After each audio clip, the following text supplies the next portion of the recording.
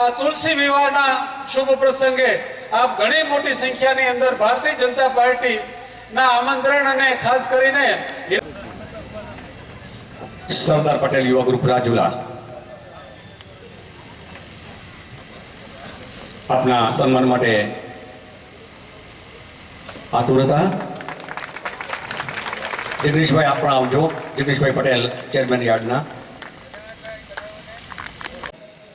યુવાનોને વિનંતી છે મિત્રો, અનામત તો નથી મળવાની, જે છે એની જવાની નથી. જેને બંધારણે આપી છે એમાં કોઈ ફેરફાર નથી થવાનો મિત્રો. અને જે માગે છે એ બંધારણ પ્રમાણે આપી શકાય એવી સ્થિતિમાં નથી.